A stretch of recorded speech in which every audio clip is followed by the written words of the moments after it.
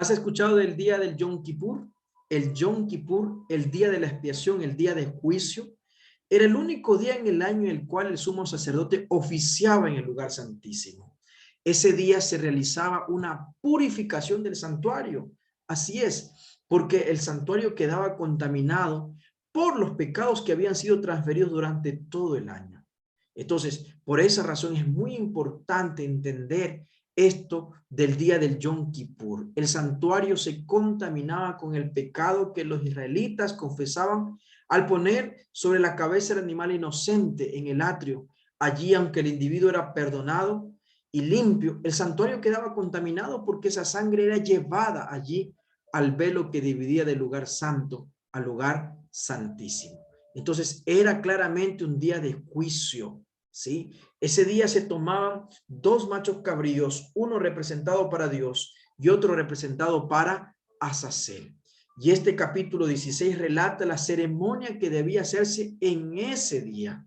¿Y por qué para Azazel y por qué uno para Dios? Bueno, el que era para Dios, allí su sangre derramada, y así de esa manera se cumplía con el propósito de que la sangre de Cristo nos limpie de todo pecado.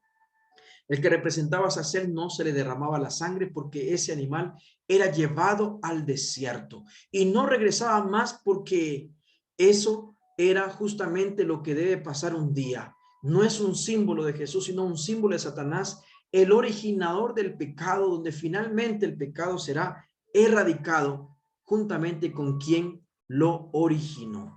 Azazel, Satanás, fue el que originó el pecado y él debe perecer junto con el pecado. El pecado no tiene futuro. El pecado está condenado a desaparecer, así como Azazel desaparece. El juicio de Dios recae sobre él y lo aniquila. Azazel carga con toda la responsabilidad de haber originado el pecado y de haber hecho pecar a muchos. Los aspectos legales y judiciales caen sobre Azazel.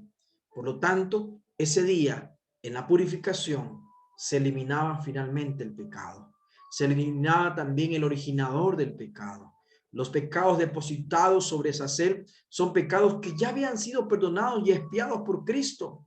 Pero finalmente ese día se procuraba eliminar la mancha de las falsas acusaciones, la mancha de los pecados, la mancha de todas las consecuencias tristes del pecado. Finalmente, la justicia divina cumplirá su propósito de llevar al culpable, que es Satanás, quien finalmente debe morir y desaparecer. Mientras que Cristo murió y derramó su sangre y resucitó al tercer día, porque de esa manera nos da a nosotros su gracia, su amor y la posibilidad de vivir eternamente. Queridos amigos, cuando Cristo Jesús llega al fin de su ministerio, en virtud de su propia sangre, y él quite del santuario celestial los pecados de su pueblo, finalmente serán colocados por Satanás, el cual en la consumación del juicio debe cargar con la pena final del pecado. Queridos amigos, el pecado, que esencialmente es rebelión contra Dios, tiene que desaparecer. Es por esa razón que había esta ceremonia en el día del Yom Kippur.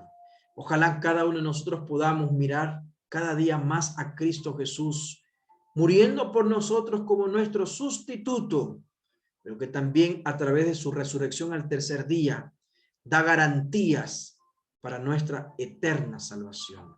Que podamos estar siempre del lado de Cristo y no de Satanás. Que Dios te bendiga, un fuerte abrazo, y cada uno de nosotros sigamos juntos siendo reavivados por su santa palabra.